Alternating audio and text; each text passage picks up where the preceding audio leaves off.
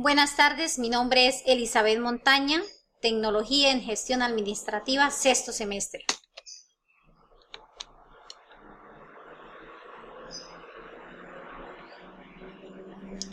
Entonces, a continuación les hablaré en qué consiste la investigación cuantitativa. Les dice, etnografía. Tuvo su origen en Europa en el siglo XIX. El siglo de las formas y los impulsos, del sueño romántico, del positivismo terrestre y material, de las contradicciones sociales y del auge del capitalismo, de la independencia y de las colonias americanas. Es una ciencia social que estudia de manera sistemática a personas y culturas. Es un método de investigación que consiste en observar las prácticas culturales de los grupos sociales y poder participar en ellos para así poder constatar lo que la gente dice y lo que hace. Entonces, ya les hablé en qué consiste la etnografía. Ella cumple unas características, son las siguientes. La persona investigadora comienza su trabajo con la observación participante, lo que implica que se desplaza durante un tiempo prolongado al sitio o al lugar donde desea sacar la información. ¿Esto qué quiere decir? Que cuando va a recopilar datos, sean escritos, sean fotografías, por muchos medios, tiene que ser real. Entonces, y que el sitio le brinde toda la información adecuada. Los datos analizados proceden siempre de entrevistas a los participantes o reuniones en grupo, de discursos o interacciones reales recogidas en un audio. O sea, que quien va a realizar la investigación, él no se va a ir solamente en lo visual. Tiene que recoger información, ya sea en charlas, en entrevistas de tú a tú o grupal, de muchas maneras.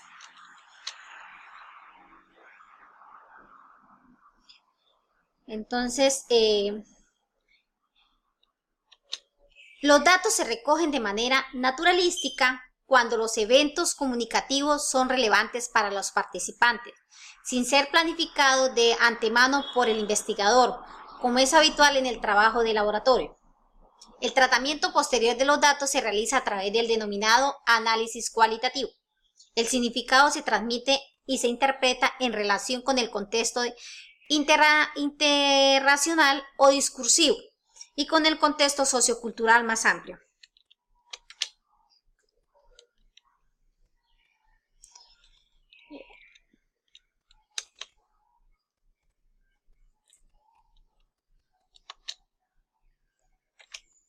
Las fases.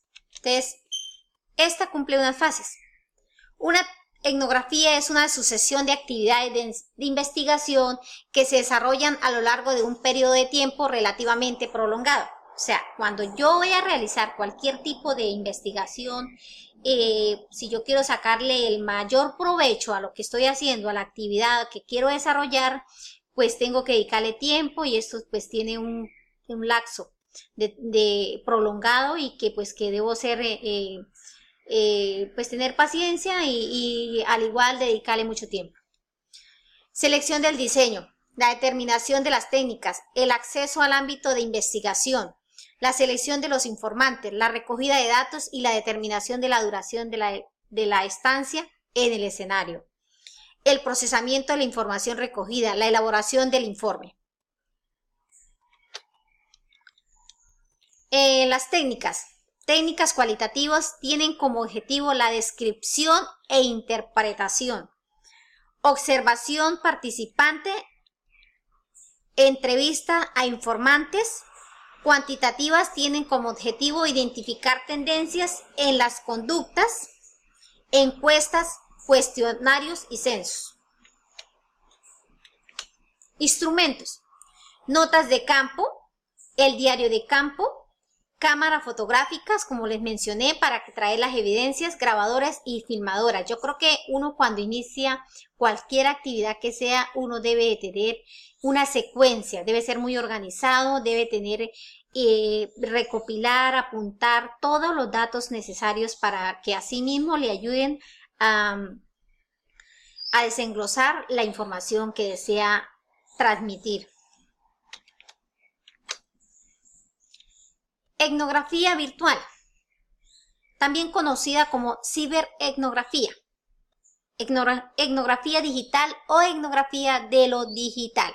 Es un método de investigación online que adapta abordajes etnográficos al estudio de comunidades y culturas creadas a través de la interacción social, mediada por ordenador. La etnografía virtual designa al trabajo de campo online adoptado a la metodología etnográfica. No hay una aproximación canónica que prescriba cómo la etnografía debe ser adoptada al entorno online. Bueno, les voy a comentar el origen de esta etnografía virtual.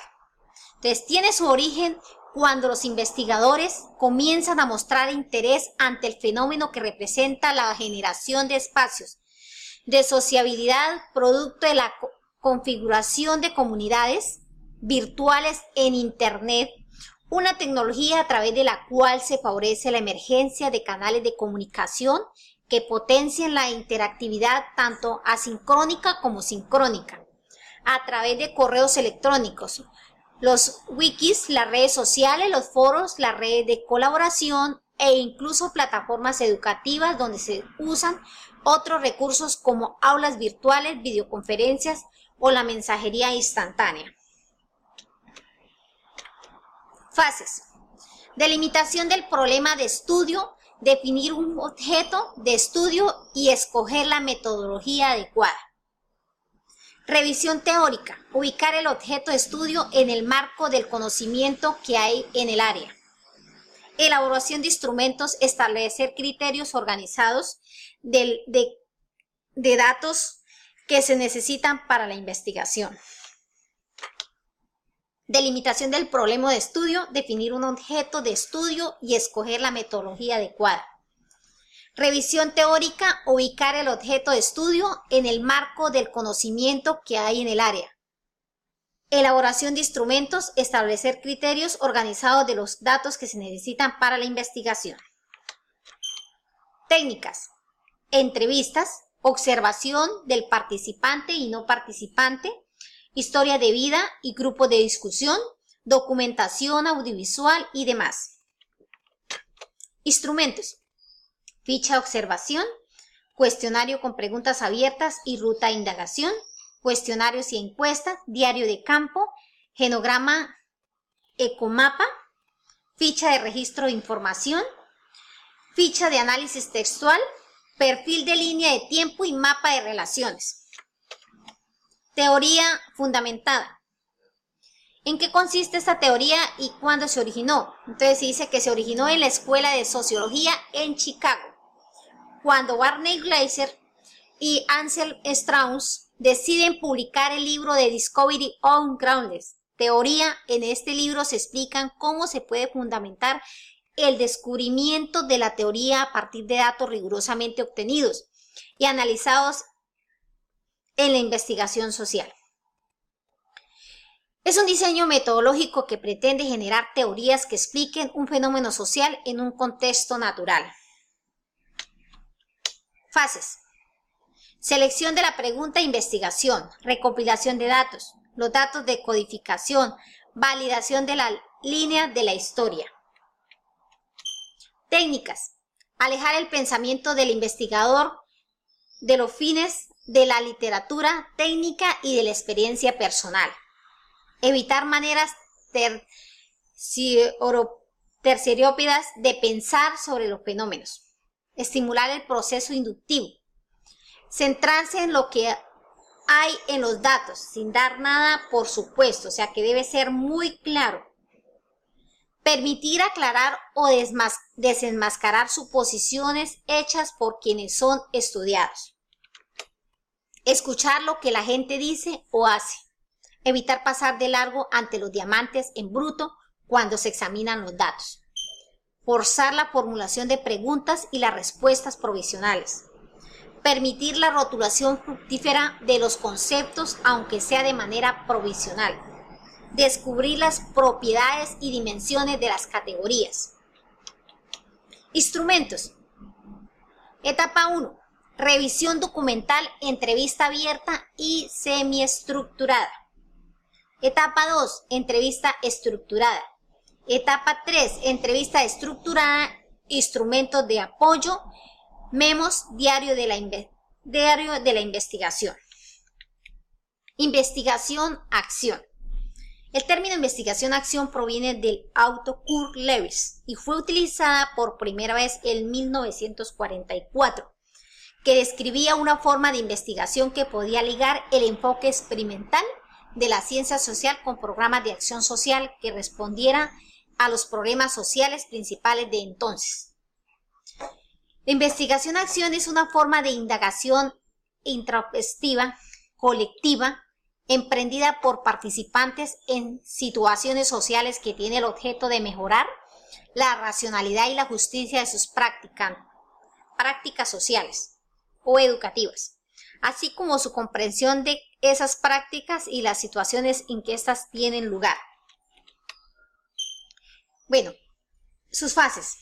Insatisfacción con el actual estado de cosas. Identificación de un área problemática.